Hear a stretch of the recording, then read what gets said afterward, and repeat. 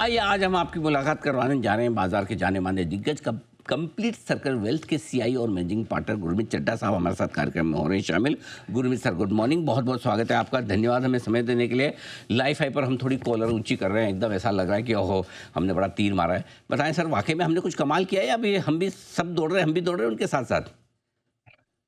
नहीं सर, बहुत अच्छा खबर है कि निफ्टी ने ऑल टाइम हाई बनाया और काफ़ी आई थिंक आपने बात बताई थी शायद 280 या 290 सेशंस बाद बनाया है। मैं आपका पोस्ट देख रहा था, लेकिन शायद पोर्टफोलियोज में वो हाई नहीं लगा है। अगर आप पोर्टफोलियोज ब्रॉडर देखेंगे, अगर आप मल्टी कैप पोर्टफोलियो में हैं, तो वो अभी भी 24-25 हज़ार वाले लेवल पे ही है। और उसका रीज़न ये है अनिल जी कि अगर आप निफ्टी 500 कंपनीज देखें, तो सिर्फ 177 कंपनीज ने पॉजिटिव रिटर्न दिया है। तो लगभग टू थर्ड इंडेक्स जो है अभी भी नेगेटिव है।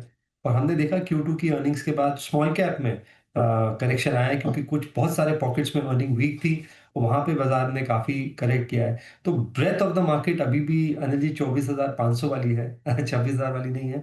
बट ब्रॉडर कैचअप होगा, दो तीन अच्छी चीजें हो रही हैं, रिफॉर्म्स पे काफी बड़ा पुश आ रहा है। तो ग्रेजुअली मुझे लगता है बाजार की ब्रेथ इंप्रूव होगी, तब शायद पोर्टफोलियो और बेटर फील करेगा अनिल जी।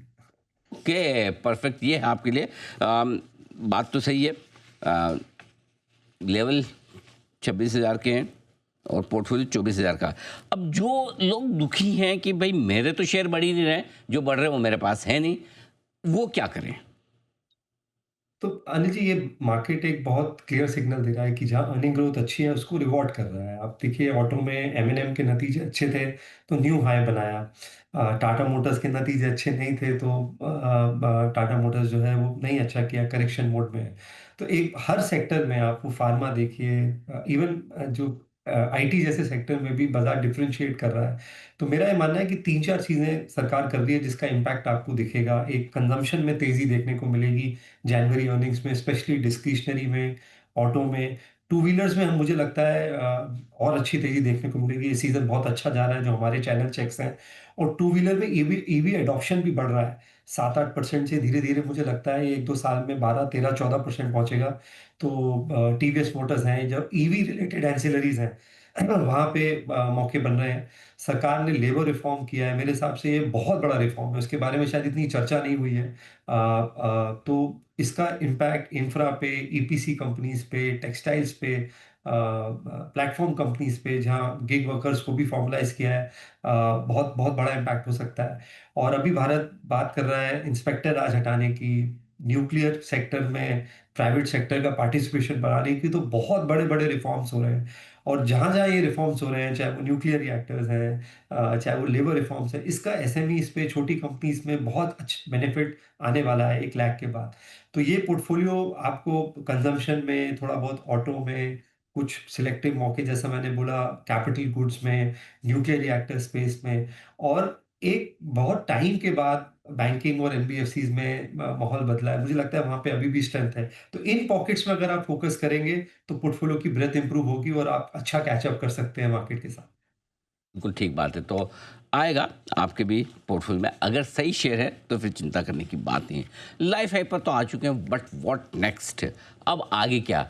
कैसा है डायरेक्शन? क्या है ट्रिगर्स जिन पर आपकी नज़र है और कैसे देख रहे हैं फिर बाजार को आप आगे बढ़ते हुए?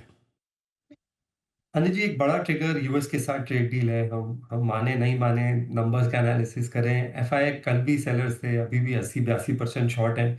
तो मुझे लगता है वहाँ एक एक डील होना जरूरी है। और अगर ज्यादा डिले होता है इसमें, तो थोड़ा सा डिसअपॉइंटमेंट आ सकता है। कहीं ना कहीं बाजार को ये लग रहा है कि भारत को एक कम टैरिफ पे डील हो जाएगा, पहला ट्रांच हो जाएगा। और उस बेसिस पे थोड़ी सी मार्केट में वैलेंसी आएगा, तो उसका और तेजी का इम्पैक्ट पड़ेगा। लेकिन अगर डील डिले होती है या टैरिफ थोड़ा ज्यादा लगता है डील में, तो ये एक थोड़ा-सा बाज़ार के लिए डिसअपॉइंटमेंट हो सकता है, बट वो टेम्परेरी होगा। वो इवेंट क्रॉस हो जाएगा और बाज़ार फिर मूव ऑन करेगा। जैसा मैंने बोला, बजट सेशन इम्पोर्टेंट है अनिल जी, और रिफॉर्म देखने को मिल रहे हैं। विंटर सेशन में हम देखते हैं कौन-कौन से बिल स्टेबल होते हैं। चाहे वो एटॉमिक एनर्जी बिल है, इंश्योरेंस बिल है, इंस्पेक्टर राज पे नीति आयोग ने बोला है कि हटाने की बात की है, मेरे हिसाब से बहुत बड़ा रिफॉर्म है। तो मैं बहुत पॉजिटिव हूँ, बस एक जो सेंटिमेंटल इवेंट है, जो बैरियर है यूएस ट्रेड का, वो एक पाथ क्रॉस करना पड़ेगा। दूसरा हमें देखना है कि बॉन्ड यील्ड्स बहुत ज़्यादा ना बढ़े, या जापान में या यूएस में। वो एक ट्रिगर हो सकता है। अगर बॉन्ड यील्ड गिरती है, जापान की यील्ड थोड़ी कम आती है, उनका 30-40 ईयर बॉन्ड लाइफ हाई पे है। यूएस की बॉन्ड यील्ड अगर 4% से और नीचे आती है, तो बॉन्ड यील्ड्स में अगर थोड़ी सॉफ्टनिंग होगी तो हमारे लिए अच्छा होगा। थोड़ा एआई ट्रेड में सॉफ्टनिंग होगी तो हमारे लिए अच्छा होगा। तो ये चीज़ें देखनी पड़ेगी, बट ओवरऑल मैं कंस्ट्रक्टिव हूँ। मेरा ये मानना है कि शुरुआत साल की बहुत बेहतर होने वाली है, जो 2025 रहा है उससे। ओके, ये बड़ी इंटरेस्टिंग चीज़ आपने बताई है। आइए इसके साथ बढ़ते आगे और एक बड़ा डेवलपमेंट जो कल हुआ है सेबी की तरफ से, उस पर भी मैं आपसे राय लेना चाहता हूँ कि बी 30 टॉप के 30 शेयरों के अलावा अगर कोई दूसरी जगह से पैसा आता है म्यूचुअल फंड्स के पास में, तो वो ज़्यादा इंसेंटिव अपने डिस्ट्रीब्यूटर्स को दे सकते हैं। सर, इस बदलाव का कितना असर, कैसे सर आप देखते हैं, क्योंकि आपकी तो बड़ी गहरी पकड़ है म्यूचुअल फंड डिस्ट्रीब्यूशन पे, म्यूचुअल फंड्स के कामकाज पे, बताएं सर। सर, बहुत बड़ा डेवलपमेंट है। आप देखिए 30,000 करोड़ की एसआईपी बुक जो है, उसमें से 10,000 करोड़ बी 30 से है। बी 30 वो शेयर है जो टॉप 30 के बाहर है। मेरे हिसाब से ये अपने आप में बहुत बड़ा, किसने सोचा था कोविड में कि वन थर्ड एसआईपी बुक, पहले तो एसआईपी बुक 7,000 से 30,000 करोड़ हो जाएगी 4 साल में, और 30,000 करोड़ में एक तिहाई जो है टीयर 2 टीयर 3 टाउन से आएगा, इनफैक्ट टीयर 3 टाउन से आएगा। ये बहुत बड़ा बदलाव है। और मैं ये बोलता रहा हूँ कि जो न्यू जनरेशन है वो इंक्रीमेंटली फाइनेंशियल एसेट्स को कर रही है, और एमएफ डिस्ट्रीब्यूशन बढ़ने से फ़र्क पड़ेगा। अगर आप अनिल जी कंपेयर करेंगे इंश्योरेंस के कितने ब्रोकर हैं और म्यूचुअल फंड के, अगर आप एक्टिव म्यूचुअल फंड डिस्ट्रीब्यूटर देखेंगे, हालाँकि 3 लाख से ऊपर एआरएन रजिस्टर्ड है, एक्टिव मुश्किल से 90,000 है। हम जो इंडस्ट्री 70-75 लाख करोड़ पे हो गई है, वहाँ पे सिर्फ और वो इनकरेज करना ज़रूरी है छोटे शहरों में, क्योंकि कॉस्ट स्ट्रक्चर बहुत बड़ा होता है। तो मेरे हिसाब से बहुत पॉजिटिव मूव है। और ये एसआईपी बुक अनिल जी, मैं आपके शो पे बोल रहा हूँ, ये 2-3 साल में 50,000 करोड़ हो जाएगी। पिछले साल हमने 7 लाख करोड़ की डीआई की बाइंग देखी है, और एफआईआई ने 5 लाख करोड़ से ऊपर की सेलिंग करी है, तब भी बाजार 26,000 पे खड़ा है। मेरे हिसाब से हम बहुत जल्दी $100 बिलियन सिर्फ एसआईपी फ्लोज देखने वाले हैं, और ये एक बहुत बड़ा स्ट्रक्चरल ड्राइवर है मार्केट का। आप देखिए कितने प्रमोटर एग्जिट्स हुए, पी एग्जिट्स हुए हैं, डोमेस्टिक सप्लाई कितनी ज्यादा है। हम एफआई की तरफ देखते हैं, अब डोमेस्टिक सप्लाई देखिए, शायद एफआई आउटफ्लो से ज्यादा है, वो सब एब्जॉर्ब हुआ है, वो इसी वजह से हुआ है। और मुझे लग रहा है ये एक बहुत बड़ा ट्रेंड है, जिसने हमें जो टर्बुलेंट 2025 था, उसमें हमें काफ़ी कुशन दिया है। तो ये आपके लिए बड़ा बदलाव जो आता दिख रहा है। लेबर रिफॉर्म्स भी होते हुए दिखे हैं। सर, आपकी बड़ी पैनी नज़र रहती है पॉलिसी मैटर्स को लेकर भी। क्या वाकई में कॉर्पोरेट इंडिया के लिए ये बड़े गेम चेंजर साबित हो सकते हैं? काफ़ी बड़े होंगे। नहीं, मैं बोल रहा हूँ जैसे लेबर रिफॉर्म्स है, इंस्पेक्टर राज की अगर हम बात कर रहे हैं कम होने की, एटॉमिक एनर्जी में अगर हम प्राइवेट सेक्टर पार्टिसिपेशन करते हैं, और एक बहुत क्रिप्टिक ट्वीट था पीएमओ का कि इस स्पीड से हम रिफॉर्म कर रहे हैं जो स्पीड पहले कभी देखी नहीं होगी। मुझे लगता है ये, और कई बार मेरे मेरे क्लाइंट हैं मार्केट में 20 साल से, उन्होंने मुझे बहुत अच्छी बात बोली, बोला कि आप ट्रेड डील को लेके निराश हैं, बट शायद ये ब्लेसिंग इन डिस्गाइज है कि जो रिफॉर्म अब हम देख रहे हैं, चाहे वो जीएसटी में हुआ हो, चाहे और पॉलिसी चेंजेस, वो शायद इस स्पीड से नहीं होता अगर हम पे थोड़ी सी ट्रबल नहीं होती।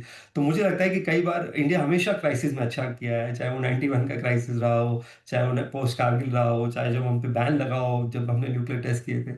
मुझे लगता है यहाँ पे हम, और कभी ना कभी अनिल जी ट्रेड डील भी होगी, देर सवेरे होगी, होगी ज़रूर। तो मुझे लगता है कि ये एक स्ट्रक्चरल ट्रेंड्स इकोनॉमी में आ रहे हैं, और रिफॉर्म का इम्पैक्ट बहुत लंबा होता है। तो कोई भी डिप बाजार में आता है उसको यूज़ करिए। थोड़ा-सा मैं हमेशा बोलता रहा हूँ कि पोर्टफोलियो को बैलेंस रखिए। कहीं न कहीं हमने फिक्स इनकम को, गोल्ड को पोर्टफोलियो से हटा दिया था, क्योंकि सब एक रिटर्न चेज़ कर रहे थे। थोड़ा-सा रिस्क भी मैनेज करिए। मुझे लगता है आरबीआई भी और पॉलिसी में रेट कट और करेगा, और मैं एक प्रेडिक्शन कर रहा हूँ जी, कुछ टाइम बाद भारत की बॉन्ड यील्ड और जो ग्लोबल बॉन्ड यील्ड्स हैं, उसमें ज़्यादा फ़र्क नहीं रह जाएगा।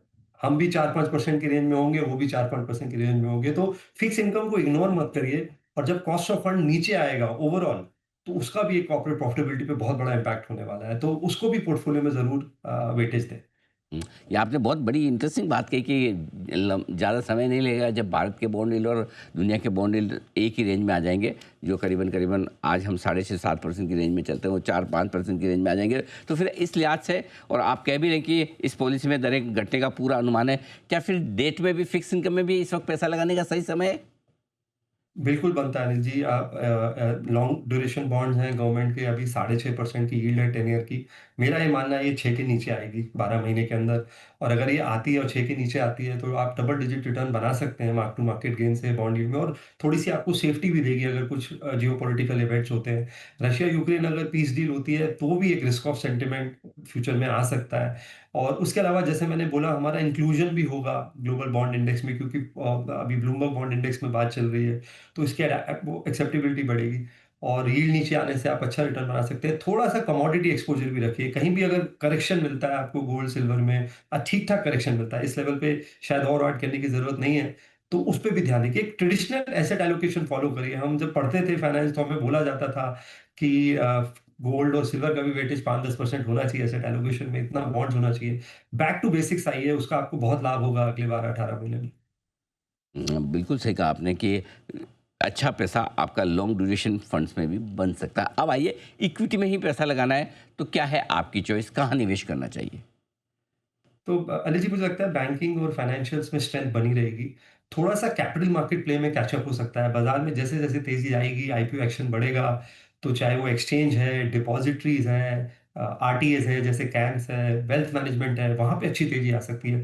कुछ जगह जहाँ नतीजे अच्छे आए थे, जैसे आनंद राठी है या एसेट मैनेजमेंट कंपनीज़ हैं, वहाँ पे हमने देखा ऑलरेडी काफ़ी मूवमेंट आया है। तो कैपिटल मार्केट प्ले को विद इन फाइनेंशियल्स में इग्नोर मत करिए, अच्छी एंट्री पॉइंट्स दे रहे हैं आपको। ऑटो में जैसे मैंने बोला नतीजे अच्छे आएँगे, आप four wheeler, two wheeler plus उनके एंसिलरीज़ में वेटेज बढ़ा सकते हैं। डिस्क्रिशनरी स्पेंडिंग में अप्लायंस मेकर्स हैं जैसे एलजी है या प्लेटफ़ॉर्म प्लेयर्स हैं, वहाँ पे मौके अच्छे हमको लग रहे हैं बनते हुए। और एक थोड़ा-सा अगर आप रिस्क ले सकते हैं, एक पोर्टफ़ोलियो कॉन्ट्रा रखिए कि जो बिल्कुल भी इग्नोर्ड है, अंडर ओन्ड है, बिल्कुल वेटेज नहीं है, तो कुछ सिलेक्टिव अच्छी आईटी कंपनीज़, कुछ सिलेक्टिव अच्छी केमिकल कंपनीज़, जहाँ पे वैल्यूएशन कम्फर्ट है, अंडर ओनरशिप है, उसको थोड़ा पार्ट पोर्टफोलियो का दीजिए। बैक एंड रिटर्न आएगा, लेकिन जब आएगा तो पोर्टफोलियो में अच्छा अल्फा जनरेट करेगा। अच्छी बात है आपने कि बैंक्स एनबीएफसी तो खैर सबको पसंद है, कैपिटल मार्केट वाले भी शेयर आप पसंद कर रहे हैं, लेकिन केमिकल और आईटी ये दो स्पेस ऐसी जहाँ वैल्यूशन आकर्षक हो चुके हैं, यहाँ पर अगर सस्ते वैल्यूशन में अच्छी कंपनियाँ मिले तो निवेश का मौका वहाँ पर है ही। गुरमीत सर, बहुत बहुत धन्यवाद आपका, आपने समय दिया, विस्तार से बाजार के डायरेक्शन और सभी मुद्दों पर आपने अपनी राय भी रखी। Thank you so much sir.